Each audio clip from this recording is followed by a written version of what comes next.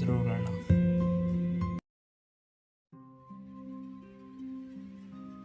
क्या होगा अगर मैं आपको बताऊं कि आप जिस दुनिया में रहते हो वहाँ पर कभी भी मॉन्स्टर्स का अटैक हो सकता है और बहुत से अलग अलग डंजन्स दिखने लगेंगे, जिसके बाद मॉन्स्टर अचानक आकर आपकी फैमिली को मार देंगे और आपको कुछ ऐसी स्पेशल पावर्स मिले जिसके बाद आपको अपनी ही नहीं सारी दुनिया की बहुत सी फैमिलीज़ की रक्षा करनी है। लेकिन वहीं दुनिया को बचाने के लिए सिर्फ तुमने अपनी मॉम के कहने पर हीरो का टाइटल चूज़ किया है, लेकिन तुम्हारी मॉम को तुम्हारे टाइटल से मतलब है, उनका तुमसे कोई मतलब नहीं, चाहे तुम एग्जिस्ट करो या ना करो। लेकिन उनकी तुम्हारे लिए एक्सपेक्टेशंस बहुत बड़ी है। उसी तरह बहुत से लोग भी तुम्हें अच्छा परफॉर्म करता देखकर अपनी आस तुमसे जोड़ लेते हैं। लेकिन एक दिन कोई ऐसा मॉन्स्टर जो किसी ने सोचा भी नहीं होगा, इतना शक्तिशाली, अगर बाहर आ जाए और पूरी दुनिया में तबाही मचा दे तो क्या होगा? और वो सभी मॉन्स्टर्स सारी ह्यूमैनिटी को ही ख़त्म कर दे तो अगर हीरो उस मॉन्स्टर और उससे जुड़े मॉन्स्टर्स को ख़त्म ही ना कर पाए तो? लेकिन इन सभी से आखिर में अगर हीरो उसी मॉन्स्टर से अपनी दुनिया ना बचा पाए और उसी के हाथों हार कर मारा जाए और उसमें मिक्स हो जाए तो क्या होगा? लेकिन मरने से ठीक पहले अगर हीरो को एक और मौका मिले और आज से ठीक 20 साल पहले वो अपने पास्ट में जा पाए तो वो क्या क्या चेंज कर पाएगा? तो ये कहानी आज एक ऐसे हीरो पर है जिसने अपनी माँ का प्यार कभी नहीं सुना, ना तो देखा और ना महसूस किया, लेकिन अपने हीरो के टाइटल के चलते उसको बस काम के नीचे दबना पड़ा, लोगों को बचाना पड़ा।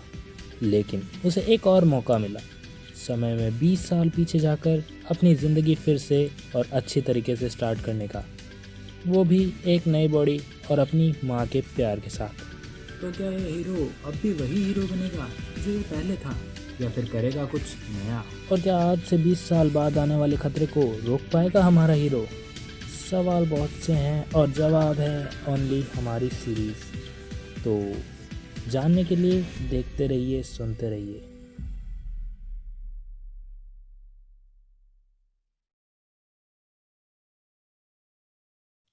चैप्टर 1। स्टोरी के स्टार्टिंग के साथ हमें एक चमकीला हाथ दिखाया जाता है जो कि ऊपर की ओर बढ़ रहा है और इसी के साथ एक अंधेरे भरी जगह में बहुत सी अलग अलग आवाज़ें एक बच्चे को पीछे से बुला रही होती है। हीरो, हमारी मदद करो, तुम हमारे हीरो हो, तुम हमारे सेवियर हो, तुम्हें हमें बचाना होगा, बचाओ ही बचाओ। और ऐसे इन्हीं आवाज़ों के साथ उस छोटे से बच्चे को पीछे से बहुत से हाथ पकड़ने लगते हैं। ये हाथ बढ़ते जाते हैं और असलियत में ये उन लोगों की उम्मीदें थी जिनकी नज़र में ये छोटा सा लड़का एक हीरो है। लेकिन तुम एक छोटे से बच्चे से क्या ही एक्सपेक्ट कर सकते हो? यही कि जब इतने सारे लोगों की आस उससे कनेक्टेड होगी और जब इतने सारे लोग उस पर निर्भर होंगे तो वो क्या करेगा? उसी तरह ये बच्चा भी अंदर ही अंदर इस हीरो नाम के लोगों के नीचे दबा पड़ा है। और तुम्हें क्या लगता है इस सबसे बुरी कंडीशन के अंदर तुम किसे सबसे पहले याद करोगे? ऑब्वियसली अपनी मम्मी को। इसीलिए ये बच्चा भी अपनी मम्मी को याद करता है और इसकी मम्मी हमें सामने दिखाई जाती है और वो अपनी मम्मी से पूछता है, मम्मी ये लोग किसी हीरो की बात कर रहे हैं और मुझे ये लोग हीरो क्यों बुला रहे हैं? मुझे नहीं बनना कोई हीरो, मुझे बस आपका बेटा बनना है। उन्हें मौत से बचाना बहुत ही मुश्किल है मॉम, और उन्हें मरते देखना उससे भी डरावना मॉम। मुझे नहीं करनी ये हीरो वाली जॉब। कि तभी एक हाथ उस लड़के के कंधे पे आता है और हमें एक आवाज़ सुनाई देती है, बेटा तुम इस दुनिया की आखिरी उम्मीद हो और इकलौते हीरो भी, इसलिए अब इस दुनिया को तुम्हें ही बचाना है। तो अब ये रोना धोना बंद करो और जाओ इस दुनिया को बचाओ।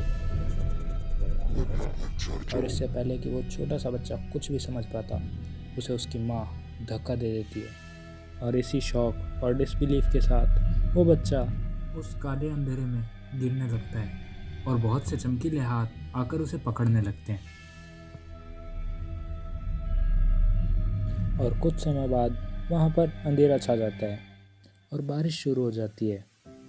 ये पानी, एक मिनट, मैं यहाँ पर क्या कर रहा हूँ? मेरा सर इतना दर्द क्यों कर रहा है? ओह हाँ, मैं तो भूल ही गया था, ये तो मॉन्स्टर्स हैं और मैं इनसे लड़ते लड़ते यहाँ पर आ गिरा था और मुझे लगा कि मैं कम से कम 5 मिनट तो रेस्ट कर पाऊँगा। और हमें दिखाया जाता है हाथ में तलवार पकड़ा एक फिगर जो कि मुश्किल से खड़े होने की कोशिश कर रहा है और चलकर उस टूटी बिल्डिंग से बाहर आने लगता है, जिसके सामने अनगिनत और अलग अलग स्पीशीज के मॉन्स्टर्स हैं।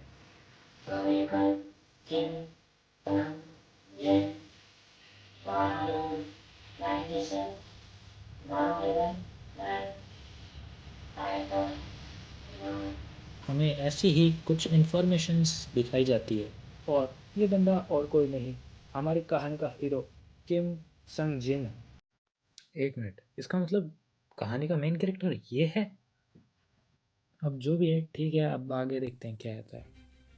इसका मतलब तुम लोग मुझे आराम तो नहीं करने दोगे, है ना? और ये कहकर वो नीचे देखने लगता है जहाँ पर दो मॉन्स्टर एक दूसरे को ऐसे देख रहे होते हैं जैसे मानो पूछ रहे हो, इसने क्या कहा अभी अभी, तुझे कुछ समझ में आया? एक ठंडी सांस छोड़ते हुए हमारा हीरो बोलता है, छोड़ो, तुम्हें वैसे भी समझ में नहीं आने वाला।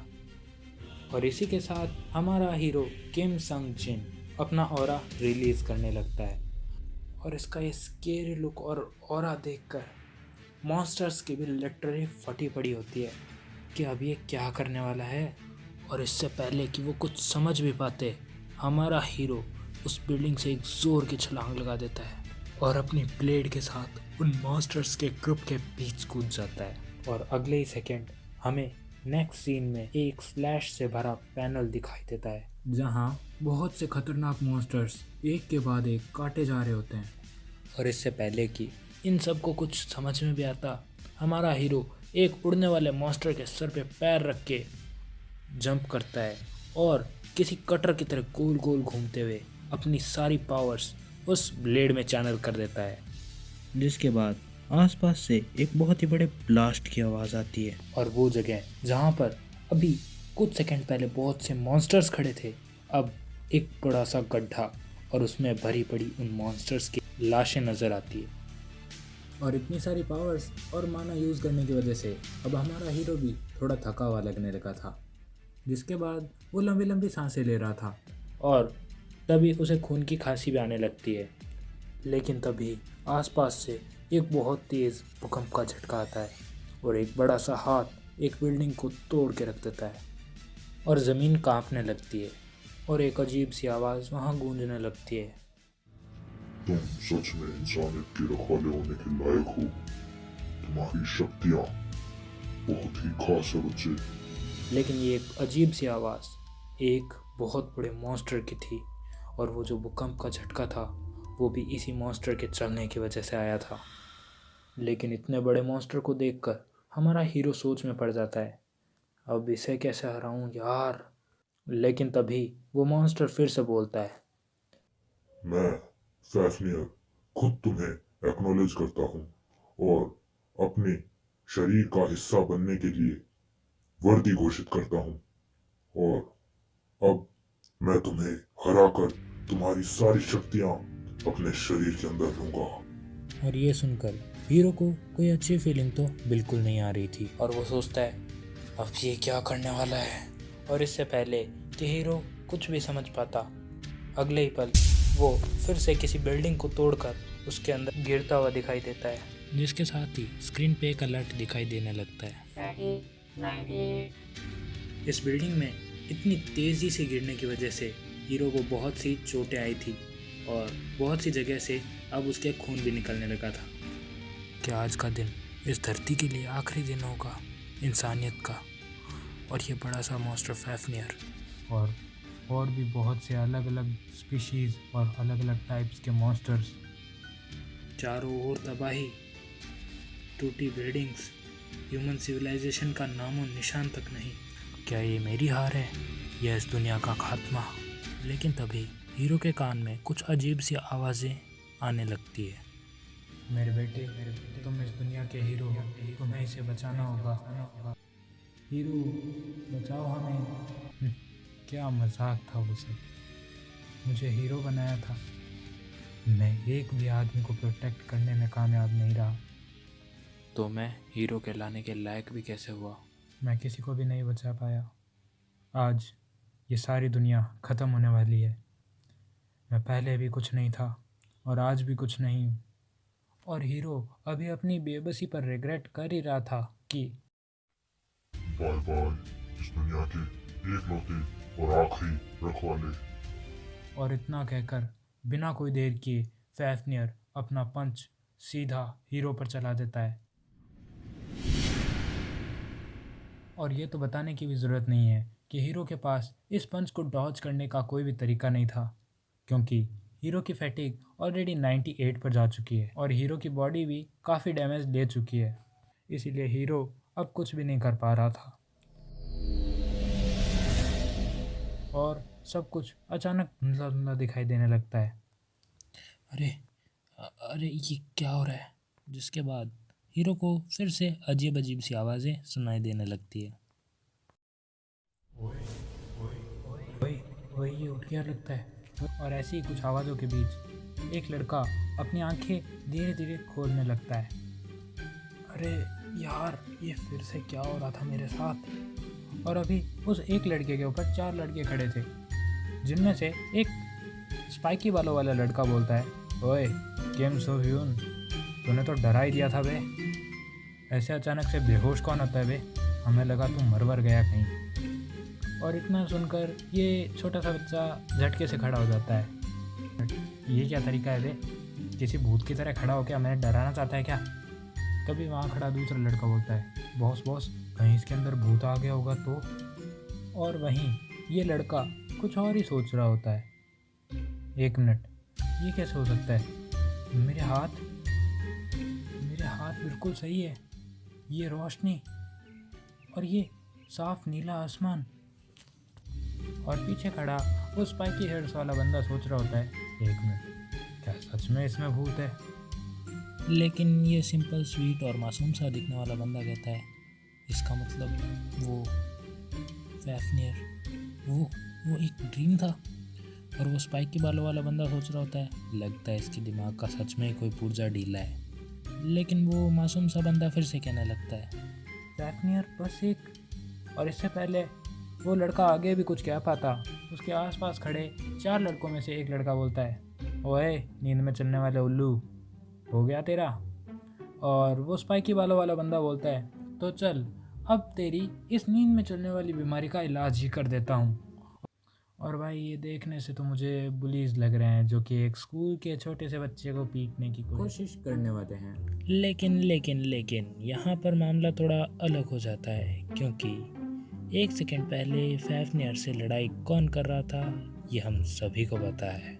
जी हाँ, बिल्कुल सही जवाब। इसमें आत्मा की तरह हमारा हीरो एंटर कर चुका है। और क्योंकि फैफनियर के साथ लास्ट लड़ाई हीरो ही कर रहा था, और जो बंदा इतने सारे मॉन्स्टर्स की गुद्दी चटका चुका था और जिसकी तारीफ खुद फैफनियर ने की थी, उसके सामने ये 4 चूजे तो क्या ही बोलूँ मैं अब।